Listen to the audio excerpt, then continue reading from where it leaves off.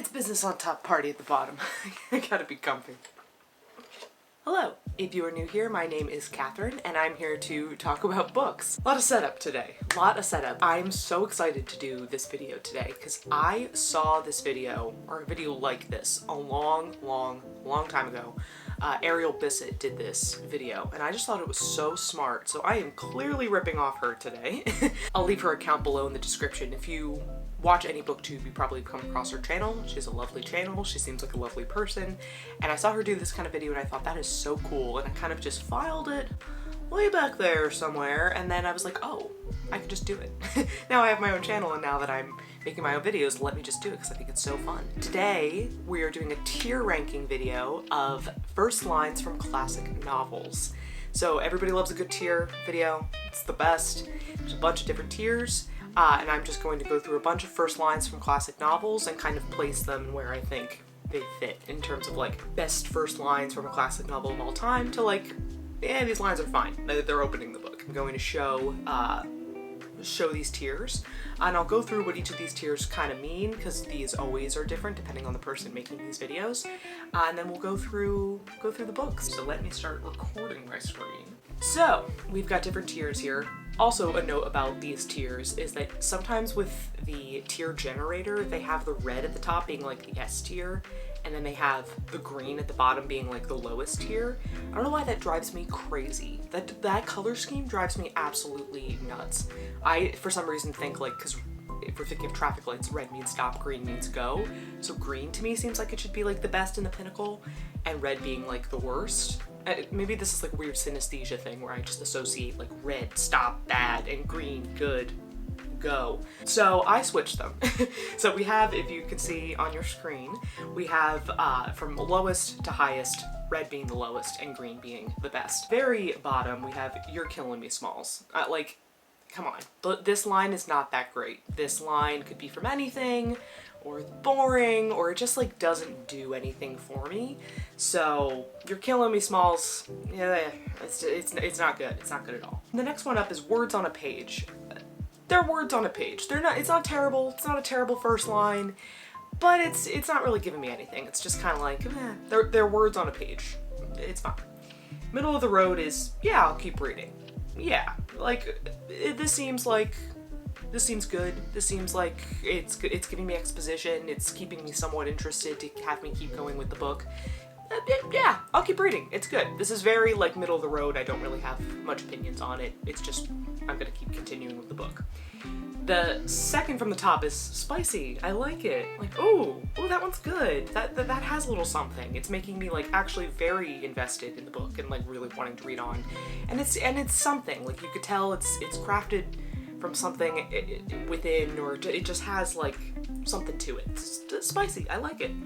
And the top is Slay Queen, Serve Mother. Like, these are the best opening lines. This just has everything for it. It either gives great exposition, but it's also super engaging, or it's just a banging first line. Like, they just hit it out of the park with just like a really good clinching line that's still iconic, that people could, if you ask, hey, what is the first line of this book, they could say it because it's become so iconic and it's just so good. Slay Queen, Serve Mother is the top of the list. So this is what we're working with. These are the tiers we're working with. You can also see kind of a little preview of the books I have below. I tried to pick a variety of books. I tried to pick some American classics, some British classics, Victorians, non-Victorians, books that I love, books that I don't love, books that I know have very iconic lines, and ones that I know I already love, and some where I'm like, I love that book, but I don't remember how it started. This is not an exhaustive list by any means, also because I talk a lot. So if I did do every classic under the sun, we'd be here forever, because I am gonna go through each of the lines and like kind of talk about my reasoning. It's just a good little sampling, I'd say. Come along with me. Also, I ate before this video, if you were wondering, so I don't feel like I'm gonna die, and I have caffeine, so we're happy. First book is The Bell Jar. We got The Bell Jar by Sylvia Plath, and I have the book here. So the first line of this book is, "It was a queer, sultry summer, the summer they electrocuted the Rosenbergs, and I didn't know what I was doing in New York."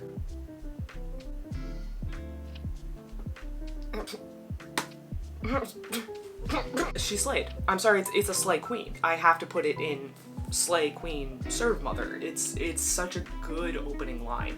Why it's such a good opening line? It gives exposition a little bit. She doesn't know what she's doing in New York, and it also puts you at a particular time. I believe that year was 1956? I pulled that out of my butt. It puts you in the 50s. Like, it puts you in that time and that feeling of that time. Like, a very paranoid time. It was the Cold War. It was basically the witch hunt for the communists. Like, it puts you in, like, a very, like, tense time as well.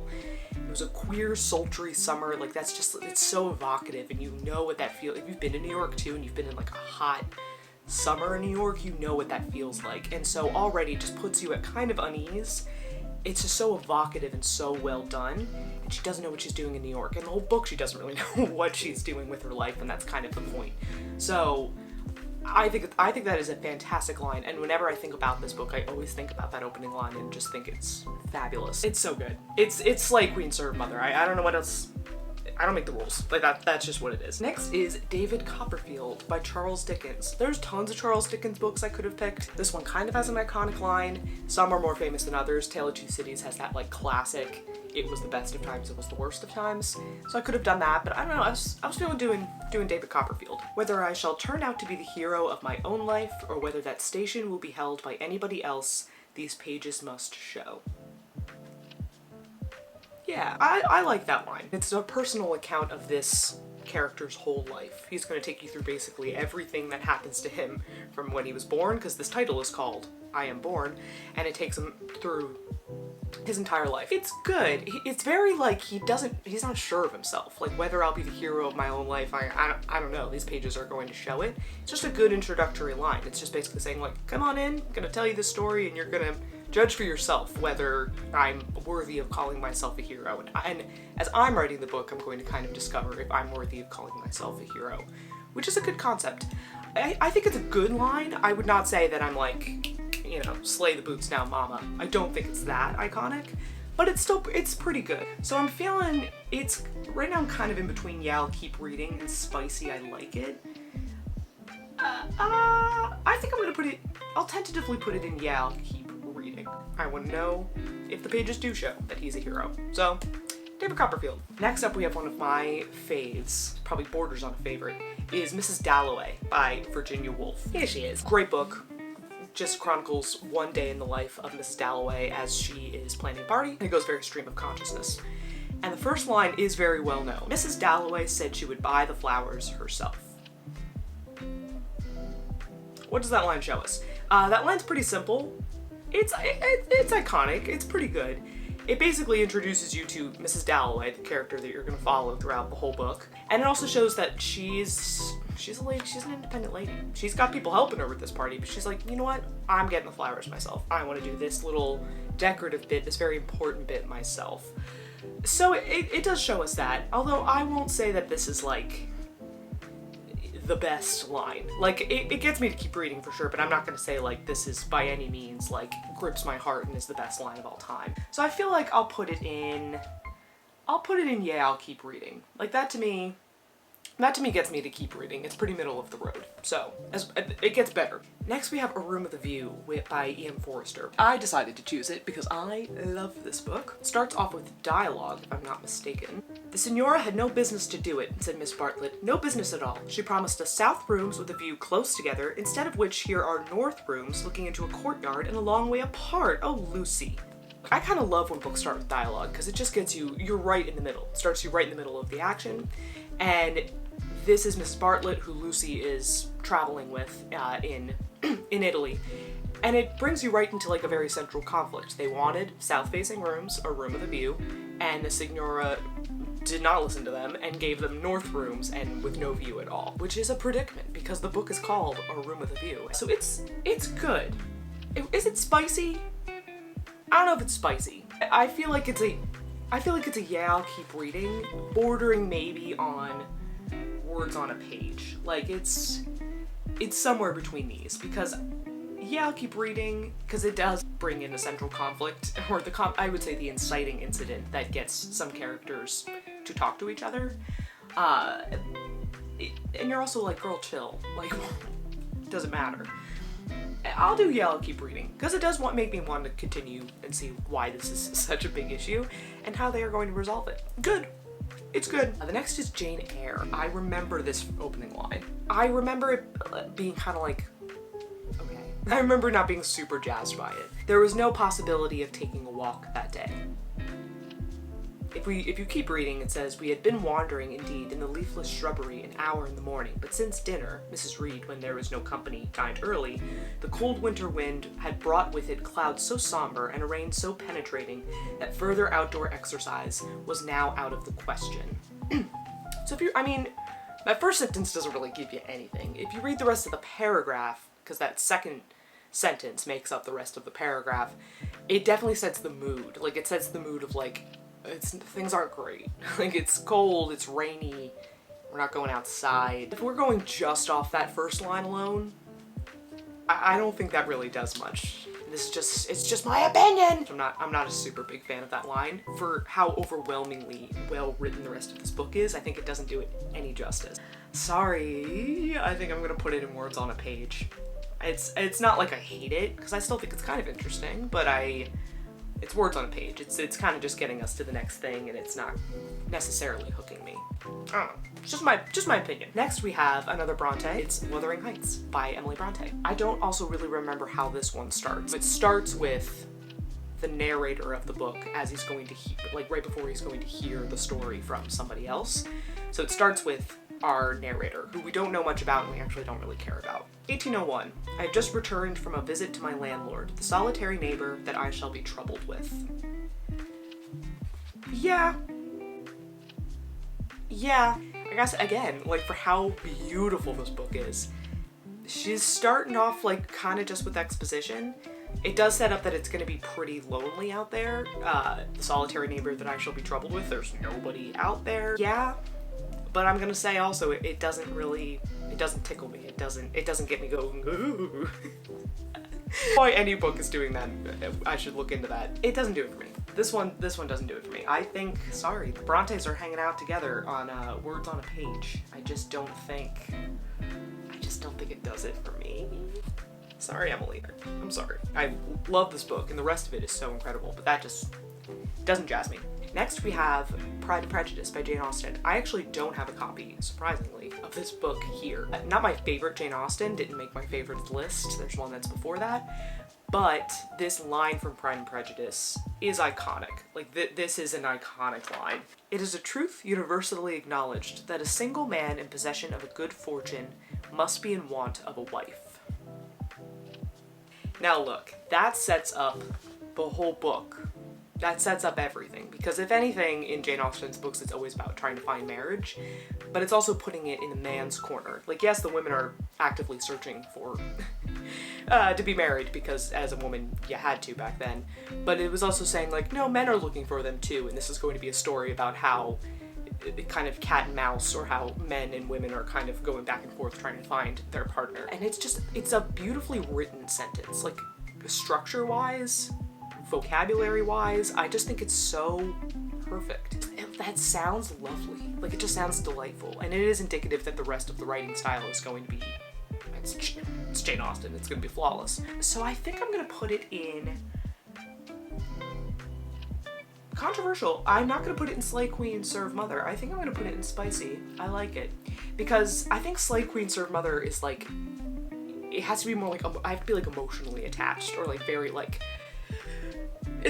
jazzed by it. And I don't get that from this, but I almost from like a scholarly perspective am like, it's very good. So I would say it borders, because I still think it's like, it's so good and it's so iconic, but it's not like, I don't get the same like rush that I get like from the bell jar. So Spicy, I like it because we gotta give Miss Jane her due. I don't think the same level. Next we have The Brothers Karamazov. This book is excellent. Dense read, very good.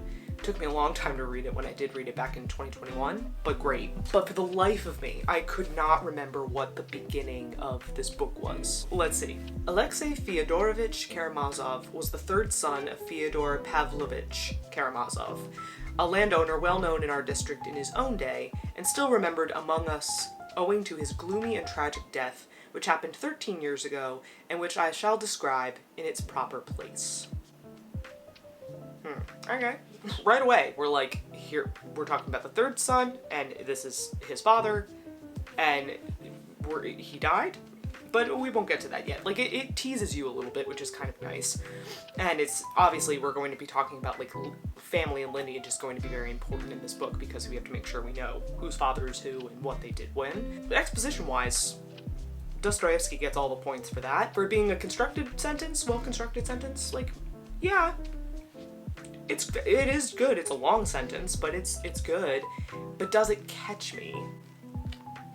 I don't know. I want to keep reading, and if you do read this book, you should keep reading. It's very good, but I don't know if I'm like, I don't know. I think it's words on a page. It doesn't necessarily want me to keep, like, I'm not like, you know. Oh, actually, I take that back. Because wanting to know how the father died, that actually does pique my interest. So I'm gonna put it in, yeah, I'll keep reading. I don't know. Brothers Karamazov. Next is Anna Karenina by Leo Tolstoy. She's big! Another Barnes & Noble classic. This is what I read from when I read it in high school. This has an iconic opening line. Happy families are all alike. Every unhappy family is unhappy in its own way. Does it give exposition? No. Constructed well? Yes. It sets a tone for the book, for sure. And it's just a great sentiment. Like, that is just such a good line. Because it makes you go, huh, like, what does that mean? Happy families are all alike. Every unhappy family is unhappy in its own way. I'm sorry, that to me is Slay Queen, Serve Mother. I think that is a great opening line. And when people think of Anna Karenina, people will often remember that line and, like, remember it very distinctly. Without giving you any exposition, it still just, again, sets the tone in a way that paragraph in Jane Eyre kind of does, but that first line doesn't do as effectively. Just this one line sets up, like, oh, we're going to be talking about unhappy families. This whole book is going to be why it's distinct. You could write a whole book about this unhappy marriage. I think it's Slay Queen, Serve Mother. I really do be thinking it's that. It's Tolstoy. The next is one of my favorites. It is on my favorites list and one of my favorites from last year. It's Les Misérables by Victor Hugo. Again, I read that entire book and I could not tell you how the book started. So, what does that mean? I don't know. Here she is, the big brick in all her glory. In 1815, Monsieur Charles Francois Bienvenu Myriel was Bishop of Digne. He was an elderly man of about 75. He had occupied the seat of Digne since 1806. Okay, this does introduce you to a very great character. The bishop is a great character. However, that line's boring as hell. I'm sorry, like, I don't think that even entices you to keep reading. Like, Hugo, you're better than that. Like, you could, like, you're starting such an epic, and you're starting with that line. The fact he starts the book with this, like, very good man, this, like, very pious man, this, like, true man of God, I think says a lot about the book and about what Hugo is trying to say. But that line just doesn't give you anything. Like, that line's just like, oh, okay. Like, that is just exposition city right there, but not making it interesting. So I'm sorry. I'm gonna put it in words on a page. It's kind of bordering You're Killing Me Smalls, just because I'm so disappointed because I love this book so much. We're gonna put it in words on the page. It's not... I might put it in You're Killing Me Smalls. I think I'm gonna do it. Because it's just so goddamn boring. It doesn't do anything. If we were doing this purely on exposition, yeah, like, he'd get points for that. But we're doing it on, like, does it grip me? Does it want me to keep reading? Is it effective as a first line? And I think it's just, feels like business, like we gotta carry on with business. Literary-wise, it doesn't do anything for me, so. One of my faves, but I just don't like the way it starts. The next I read last year, it's The Phantom of the Opera by Gaston Leroux, another French classic. Here she is. This one has like a prologue and it has chapter 1, but I decided to do the prologue first line, just because I think it's just fun. The opera ghost really existed. And if you keep going, then it has another very long sentence. So the opera ghost really existed. He was not, as was long believed, a creature of the imagination of the artists, the superstition of the managers, or a product of the absurd and impressionable brains of the young ladies of the ballet, their mothers, the box keepers, the cloakroom attendants, or the concierge. That first line is great, and then I think that ensuing line is also really great. I don't think it's like, whoa, super jazzy, but I like that they're saying like, no, this ghost was real, which makes you go, okay. And the fact is that the opera ghost really existed tells me that there's like other lore, or there was so much about this ghost that is trying to refute that, and this author is going like, no, I'm going to be the account that tells you, I'm going to be a very trusted account that tells you that yes, this guy was real. This absolutely happened. Everything that I am going to tell you is real and happened. You can trust me as a narrator. I think it's a good opening line. I wouldn't say it's riveting, but it's a good opening line just because you're like, ooh, ghost. And then that second line also just like brings in the world of the opera, because if you're not someone in that world, or you're not in like a theater world, you think of like, there's the actors. But this was like, no, the opera ghost was affecting and was legend among the girls in the ballet, the opera singers, the ones in the box office. Like, he starts to like set the scene of what this community of the opera house was, which plays a big role in this book. I think it's good. I think it's good. I think I would put it in, yeah, I'll keep reading. I don't think it's spicy by any means, but it gets me to keep reading, just because I'm like, oh, the world of this opera seems very cool. I want to know about this ghost. Did this really happen? I cannot believe I'm doing that ahead of Les Mis, because I liked this book, but I don't have like that special place for it in my heart like Les Mis has. Since this was a bit more of a sensationalist kind of novel, it kind of makes sense that they're like, ooh, come here. Whereas Les Mis was like, I'll take my sweet time. I'm gonna thrill you at some other point because this book is gigantic. Ooh. Next, I wanted to do a Toni Morrison. Beloved's first line is iconic. 124, the number 124 was spiteful, iconic, but everyone does that one. Everyone thinks of that one. And of Toni Morrison's novels, I say everybody is like, Beloved, and I'm like, yes, I'm team Beloved. However, her work is so good, and some other of her work needs to be recognized. And I'm in the camp that most of her novels at this point are considered classics, including Sula.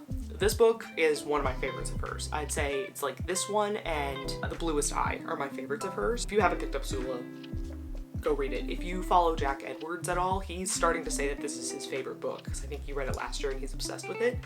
Go read this book, it's fantastic. The first line of Sula. In that place where they tore the nightshade and blackberry patches from their roots to make room for the Medallion City Golf Course, there was once a neighborhood. I quite like that line. It's kind of reminds me of the Bell Jar one in that it like just sets kind of a mood and it puts you in like a time and a setting, but it doesn't give you too much, and it isn't just exposition based, because there's that little, like, there's some imagery in there. Tore the nightshade and the blackberry patches. So they're like tearing, and so there's like a destruction of nature element that's very evocative, and they're putting in a golf course, which I'm like, ooh. It's giving gentrification, erasing black communities or erasing communities of color to put in something that is historically very white. That's what it gives to me. I think it's quite a good opening line. Would I say it's spicy? I don't know if it's spicy, because I don't know if it's like, but it's definitely, yeah, I'll keep reading, because I'm like, huh, like that gives me just enough where I know where we are. We're in Medallion, Ohio, and we're talking about a place that no longer exists.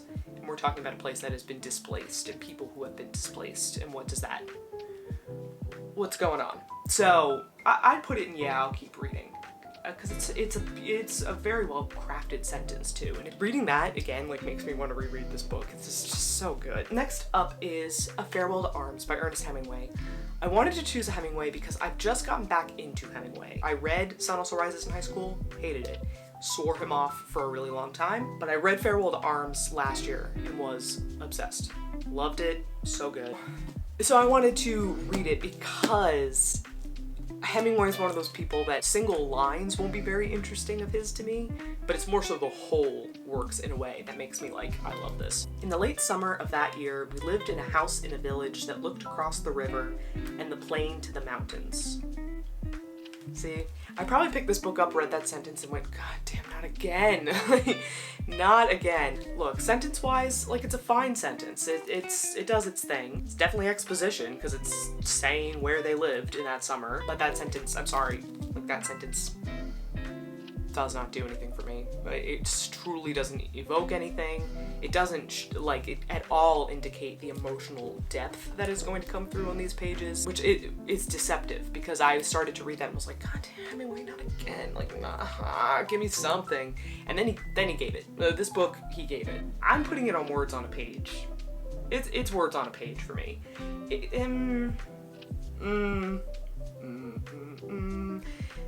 It's kind of killing me. It's kind of killing me. It's kind of not great. Actually, yeah, you're killing me, Smalls. I just think it's stinky. It's not good. All of this video is personal preference, but I think I prefer when someone just gives like just a great like boom opening line, just like comes in with something like strong and hot, and not something that's just like, here we are. It's not that good. So the rest of the book's great. That line, you're killing me, Smalls. The next is As I Lay Dying by William Faulkner. Wanted to throw this one in. I haven't read this book in a long time. I read this book at the very beginning of 2020. I really don't remember much of it at all. I do have to do a reread of this book, and I want to read more of Faulkner. I remember liking it, but not loving it. But because I couldn't remember the first line, I thought that it would be good for this video. Classic American novel, Faulkner, Southern writer, Southern Gothic. Let's see what his first line is of As I Lay Dying. As I Lay Dying has different chapters with different narrators. So this is Darrell speaking. Jewel and I come up from the field, following the path in single file. Not good. Sorry, not good. Again, this was a book that I liked, not loved, and I just don't think that this gives any kind of indication as to what is going to proceed. If you know, this is about a family burying their mother, so obviously this has a lot of, it gets emotional. Jewel and I come up from the field following the path in single file. They're walking. Who's Jewel to him? We don't know yet. Sister, brother, we don't know.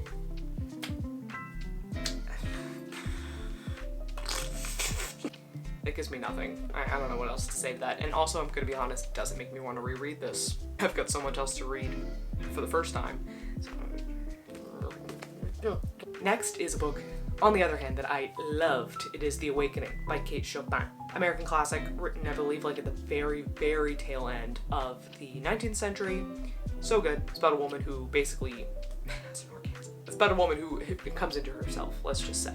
She finds love. She finds love in a hopeless place. Here it is. It takes place in Louisiana. A green and yellow parrot, which hung in a cage outside the door, kept repeating over and over, Allez-vous-en, allez-vous-en, sapristi, that's all right. Interesting. I forgot about the parrot. I think that's an intriguing opening. Also, just because parrots to me are kind of freaky. Their ability to speak has always kind of weirded me out. The bird is saying kept repeating over and over in French, allez-vous-en, which is get out, and sapristi, meaning damn it. So he keeps saying get out, damn it, that's all right, which is fascinating. That's getting repeated over and over again, and she's hearing that. What's her name? Edna is hearing that over and over again, and she's unhappy in this marriage, and she winds up like kind of leaving it. That's kind of fascinating. I never actually really thought about this opening line, but that's actually really cool. Okay, I'm gonna put that in spicy. I like it. Controversial, because this isn't really like a well-known opening necessarily, but I think that for the rest of the course of action, hearing that bird saying that over and over again, and she's probably sitting there going like, she's very unhappy in her marriage. That's cool. That's really cool. Okay, I stand by that. It's spicy. It's spicy. I like it. It's spicy. I like it. Next we have Moby Dick. I don't even have to pull it out. You probably, once I said Moby Dick, said it in your head. It is an iconic line. Call me Ishmael. If you wanted to keep going, it's call me Ishmael. Some years ago, never mind how long precisely, having little or no money in my purse, and nothing particular to interest me on shore. There's a fly in here? I thought I would sail about a little and see the watery part of the world. I mean, call me Ishmael is an iconic line in terms of everybody knowing it. Stripping that away from it, the fact it's like one of the most famous lines in American literature history, is it like a good line? Like, does it catch me? If I'm just examining it as though it's a brand new line, like, does it do anything for me? I don't know. If you know how the rest of the book goes, like the rest of the book is like, there's Ishmael, but then Ishmael like kind of disappears after a little bit. And he's not saying my name is Ishmael or like I was born Ishmael, blah, blah, blah, blah. He's just saying, call me Ishmael. He's just saying like, maybe I'm Ishmael. Like just suppose, call me Ishmael. Like just give me a name. And so I think that's interesting. That part of it's fascinating. He's a narrator that we've come to rely on, but then leaves after a little bit. But I also just think it's kind of like, yeah, call me Ishmael. And I'm kind of like, okay. I'm gonna put it in yeah, I'll keep reading. Like, I like it, but I can't say that I'm obsessed. It's good. It does get me to keep reading, because I did actually want to keep reading it, but that's also because I know this book and I love this book. Call me Ishmael. It's good. It's good. Besides the fact it's so simple and so memorable, I think it's good. Next is a book also I don't have with me. It is somewhere in the bowels of my parents' house. It's Why the Caged Bird Sings by Maya Angelou. Great book if you've never read it. The opening line I could not remember to save my life, so let's see. Hopefully it is memorable because she is a poet. What are you looking at me for? I didn't come to stay. This opening line is like her reciting a poem when she's in church. What are you looking at me for? I didn't come to stay. It's fitting because Maya Angelou is mostly known for her poetry, so it's kind of fitting that she starts her novel and her autobiographical novel with poetry, and in a place where she grew up in. She grew up in the church. So I get it, but I also am kind of lukewarm on it. Like, I don't think that really does much for me. Maybe if I knew the poem better, it would do something, but I don't know. I don't think this one does much for me, being that the book itself, the rest of the book is so strong. I just don't think it does much for me, but I also don't hate it, because it still kind of intrigues me. I'm gonna put it, I think it's words on a page. It you know, like, doesn't necessarily want to keep me reading, but it's good. Next is Lord of the Flies. This is a divisive one. People don't really like this one. When I have asked people or when I read it in school, people are divided on this one. I liked this one. I read it in 8th grade. I remember being a little creeped out by it, but I kind of liked when books kind of creeped me out, and I still do. So I liked it, but I can't remember. This isn't one that I like adore and I love. I picked this up in a little free library just because I wanted to have it in my collection and own it. The first line of Lord of the Flies is, "The boy with fair hair lowered himself down the last few feet of rock and began to pick his way toward the lagoon." You know, this is an expositional one. This is like, here's the action, we're right in the middle. If you know the story, these are boys who are shipwrecked, or a plane crashes on a deserted island, and they are left to fend for themselves. But this is starting you right off with like, he's a boy with fair hair is on rocks and he's going towards the lagoon. Like, he is in definitely like a nature setting. If you don't know anything else, you know that there's just a boy who's in some kind of natural setting. Very expositional. Sentence-wise, like, it's fine, but there's nothing super evocative in it. All I'm seeing is just a little blonde boy going on rocks. And I can't say that like gets me excited. Like, that comes out sounding weird. This fair-haired boy, I believe, being, is it Ralph or Jack? It's Ralph. Yeah. Yeah.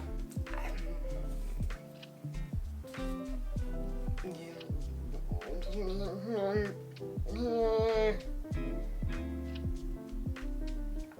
think I gotta put it in You're Killing Me Smalls. Also because it's a book about boys, and You're Killing Me Smalls is from The Sandlot. No, that's not the reason. I think this book has so much later, just so much intensity and so much evocative writing and visceral writing, like stuff that really gets into your, and it starts, I guess this is like the calm before the storm, like the kind of like calm scene in a movie before it gets into a horror movie. Yeah, but I just don't think it does anything. Like, it sets the setting, but it doesn't do anything at all. So, you're killing me, Piggy. I have a question. Are you tired of hearing me talk? Because I'm kind of tired of hearing myself talk. I am editing this video and I'm realizing it is so long. So I've decided to make this a two-parter. Woo, woo, woo. You already saw that in the title of the video and in the description, but I just thought I'd come in here and say that this will be a two-parter video. So I'm going to end this portion here. Otherwise, you're gonna get tired of me, if you aren't already. thank you so much for tuning into this portion. Part 2 will be coming out next week, so make sure you have the little notification bell set. Make sure you tell your friends, tell your family, share it, do whatever you want with this video, I don't care. But thank you so much for being here, I do appreciate it, and I will see you in the next part. Bye!